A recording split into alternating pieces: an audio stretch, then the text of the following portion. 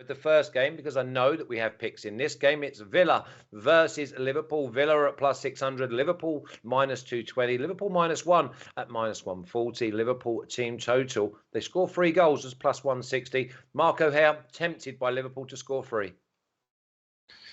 Yeah, interesting. I obviously want to be with Liverpool in some way or form. I couldn't find an angle in that I really wanted to hang my hat on. So maybe you guys have got something to up your sleeves to persuade me in. But just on Aston Villa, I think I made my feelings quite clear ahead of the game against Burnley. And just because they won that match, I'm not going to sort of revise those feelings. I still think they're a team in transition, really. And I'm not sure if they even know what best system or best side they can pick. And Steven Gerrard came out of the game after Burnley and said Villa were better in every department, and that's just not true. Burnley had more shots, created more chances, had a larger share of the expected goals. Villa were clinical, took their opportunities. I thought it was quite interesting that Coutinho started on the bench, and for the first time, Buendia started without him. Buendia got man of the match, a goal and an assist, and be quite interesting now to see what Steven Gerrard does with his team. He said Coutinho was being rested ahead of a busy period, but I think the most obvious solution Villa are going to do here is try and revert to something we've seen quite recently in what Spurs, Everton, and Villarreal have tried to do against Liverpool, which is sit deep, block the passages, and play on the counter attack. I think Villa have the players who can do that, but whether that includes Buendia and or Coutinho, I'm not sure. But if I was Gerrard, I'd be filling the midfield with energy, legs, and physicality, really. But if you go back to I think it might have been his first game or one of his first games, Villa did host Man City and gave them a really good game for about an hour, or at least the first 45 minutes, and succumbed really. And I just think it's very difficult though to sort of resist these two teams at the top end of the table if you are getting very little of the ball and sort of being dominated territory-wise. So I think we all three of us have doubts still over Villa's defence individually to stand strong. So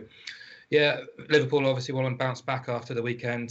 They've got the best squad in the country, and I think they've got the options to rest and rotate when required, and they are a real force to be reckoned with. So, as I say, I think Liverpool win this match. How comfortably or not, I'm not too sure. So, I looked at the prices, and I looked at the -1. I looked at alternatives, and nothing really kind of grabbed me here. So, I'll hand it over to you guys and see what you've got up your sleeves.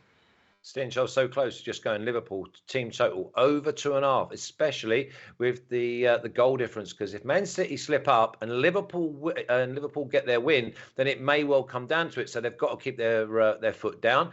Now there will be others that say Liverpool play Chelsea in the FA Cup final later on in the week, but I can't believe that they're going to have an eye on that because it's not over. How creative have you got, and do you see Liverpool winning the game? Yeah, that's a very good point you make about the goal difference. Just looking here, Liverpool 4 goals worse than Man City, with only 3 games to go. I don't think it's a big number to overcome because it needs Man City to lose, obviously, to catch them to start with. So, but they've got a couple of tricky games, Mark. If they're not on it, if Man City are not on it, they've got a couple of tricky games. I think it's their big tricky game is going to be West Ham. So yeah, it's Wolves away, then West Ham away, then Aston Villa at home. Yeah. Now I'll speak about Villa in a second, but I think Wolves and West Ham away is not as easy as the odds suggest. Both of them have given Man City trouble in the past.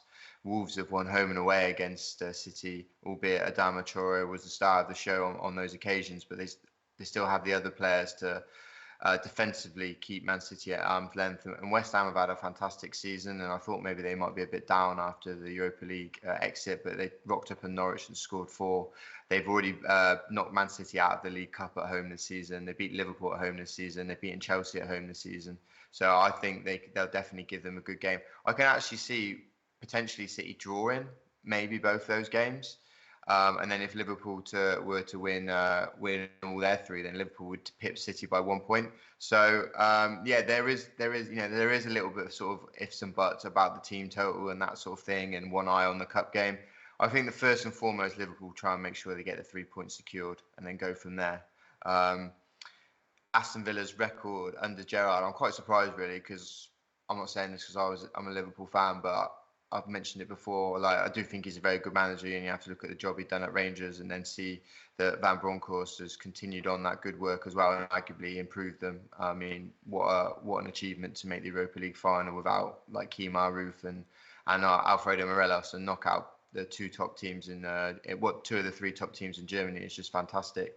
So I'm very surprised to see Villa's record under Gerrard is 1-10, drawn 3, lost 11. So he's lost more than he's won, and that really surprised me. And his matches against the top 8 make for really, really bad reading. So he's played 8 games, 1-0, drawn 1, lost 7. So I think it's going to be, as Mark's already kind of mentioned, I think the match is going to be very similar to some of the games Liverpool played recently against like Spurs, Villa out, Everton, where Villa just sit back, try and choke up and hit Liverpool on a counter-attack. I mean, when they played the reverse fixture at Anfield in December, Liverpool had 62% possession and had 20 shots to Villa's 4 in a 1-0 victory, which was quite scrappy, really, in the end. Mo Salah penalty was the difference. So, yeah, it's... I mean, you don't really want to probably back Liverpool at the odds, but yeah, motivation is obviously a lot higher. So that probably suggests why they're minus. One of the reasons why they're minus 220. So I just tried to find a way to make that 220 pay essentially. But now I'm slightly concerned, having you mentioned the goal difference. But I still think the fixture congestion. And there's a long way to go, really, in the season. I mean, we saw Wednesday night in the Champions League semi-final, we thought the tie was done and dusted. Like, Man City led for 96% of the two-legged tie. Then Real Madrid sucker punch in the last second. You speak for yourself, son. You speak for yourself. So yeah, I think football is a fantastic sport because it is such a low-scoring sport. One goal just massively changes things. So I settled on Liverpool to win and under 4.5 goals because it's minus 140. So just a way to boost up that minus 220. You could be a bit greedier and go for the under 3.5 goals, but I think there's always a chance that Liverpool can rack up sort of 3 or 4 goals scoreline. And obviously, we know they are quite good defensively. They've won 21 or 25 matches this season in the Premier League with under 4.5 goals, and the games that went over was against Leeds, Watford, Everton and United, and they're 4 of the worst 6 defences in the league, and Villa don't quite fall into their bracket. I mean, they only conceded 17 goals in the 8 games they played against the top 8, so that's around about 2 a game. So that gives you an idea of basically how those games play out. They do just sit back, hope to try and nick something, but they're not creating very much the opposite way. So eventually it's just a case of when rather than if the stronger team takes the lead. So yeah, that's the one I've settled on. But I do think you raise a very good point regarding the goal difference. I've got the game being 3-0, 3-1 minimum. I don't know, under 4.5, you still get paid. Okay.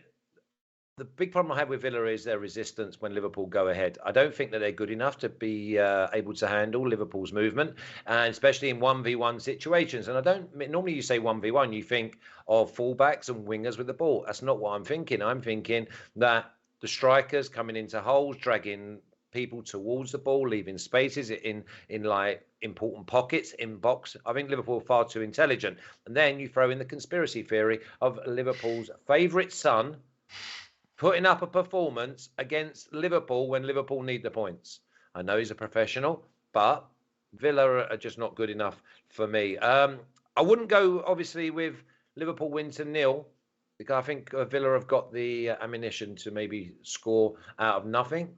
But I certainly see Liverpool scoring 3 here. But I have steered clear away from the plus 160 and gone with Liverpool and over 2.5. It just brings in the straight 2-1, as you say, just to win the game. But it's at minus 105. Minus 105 for Liverpool and over 2.5, which I think is definitely the way to go. So it's Liverpool and over 2.5 at minus 105. Close to being a banker. Also, I'm thinking of putting Liverpool win just to win the game at minus 220 in a parlay. Liverpool and under 4.5 at minus 140. The only problem you've got with that is if Villa do lay down and Liverpool go and replicate what Man City did at the weekend and score 5. So just keep an eye on the plus 160 of Liverpool to score 3 goals.